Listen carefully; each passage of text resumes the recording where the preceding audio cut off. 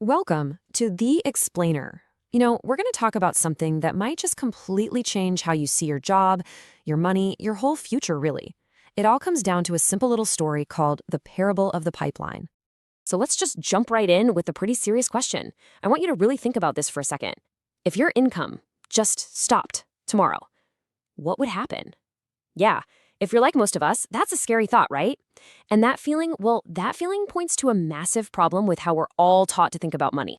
So, that little bit of anxiety you might be feeling right now, it actually has a name. It's called the time for money trap. And believe me, it's a trap that millions of people are in, even folks with really, really high-paying jobs. Okay, so what is it exactly? It's pretty simple, actually. It's this idea that you only make money when you are physically actively working. The second you stop, poof, the money stops too. And we're all kind of conditioned to think this is just normal. But it leaves you so vulnerable, you know? All it takes is one bad break, getting sick, a layoff, and your entire income could just disappear overnight. And this is exactly where author Burke Hedges comes into the picture. He wrote this incredibly influential book, and in it, he uses this simple story, a parable, to show us that there are two totally different ways to think about building wealth. All right, so let's get into the story itself. It's about these two guys in the same village. They have the exact same job, but they make one tiny choice that ends up changing absolutely everything for them. Okay, so our main characters are Bruno and Pablo. Now, both of them had this same gig. They had to haul water from a river all the way to the village square. And they were both young, super ambitious, and totally ready to work their tails off. And this is where you see their paths split right down the middle.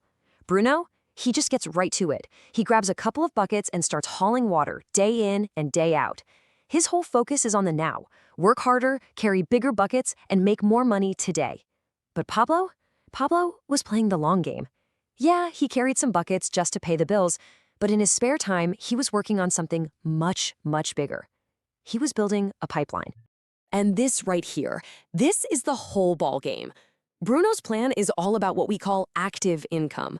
If he doesn't show up to work, he doesn't get a dime. Simple as that. Pablo, on the other hand, is building an asset that creates residual income. What's that? It's a system that makes money for him 24/7, whether he's working, on vacation, or even fast asleep. Okay, so if the pipeline is so obviously the better move, why are most of us still carrying buckets? Well, it's because that's what we're taught, right, from the time we're kids. Think about it. Go to school, get a good job, get a good salary. That's just a fancy way of saying, go find a steady bucket-carrying gig. Building a pipeline, man, that sounds slow. It sounds risky, and it kind of goes against the grain of everything society tells us about work. And there's a trap inside of this trap. It's what the book calls the fallacy of bigger buckets. You see this all the time with high earners, like doctors or lawyers. They start making more money, but then they just start spending more money. Their lifestyle expands to match their income. So yeah, they have a bigger bucket for sure, but they're still just living paycheck to paycheck. They're still one emergency away from disaster if that main income stream suddenly dries up. So what does a pipeline even look like in the real world today? Well, it could be anything, really. It could be a stock portfolio that pays out dividends, or a rental property bringing in monthly cash. It could even be intellectual property, like a book or a patent. Basically, it's any asset that works for you. And speaking of that, let's take a look at the author himself. Because Burke Hedges didn't just write this story, he says he's actually lived it. Yeah, so Hedges' entire career was built in the world of network marketing, which, in his view, is a perfect example of building a pipeline. And I mean, with over 4 million books sold, it's safe to say he's one of the biggest champions out there for creating these kinds of systems for residual income. I get this. Back in 2009, right when the world was in the middle of that huge financial crisis, Hedges decided to put his money where his mouth was. He made a very public move to join a network marketing company called LifeVantage. But he wasn't joining as some regular employee, oh no. He framed it as him, the expert, building a brand new pipeline from scratch. So you gotta ask, why this company? Why then? Well, according to Hedges, it was basically a perfect storm of opportunity. He said he saw a one-of-a-kind product, a super powerful viral marketing model, this massive growing market of baby boomers, and a real solution for people who were in a tough spot financially.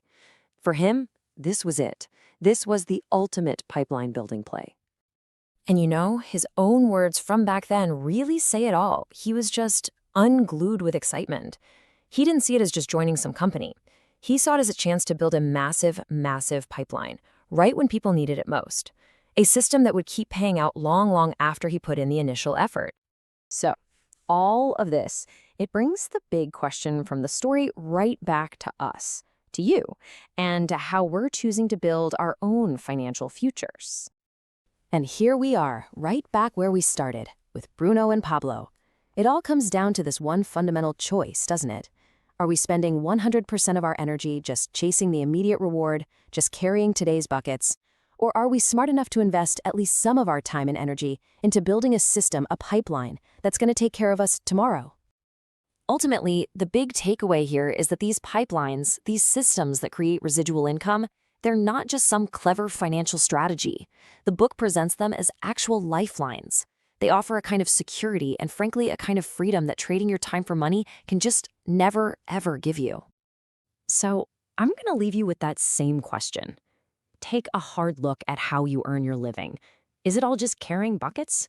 Or are you, even in some small way, starting to lay down some pipe for your own future? Because honestly, the answer to that question, it really could change everything.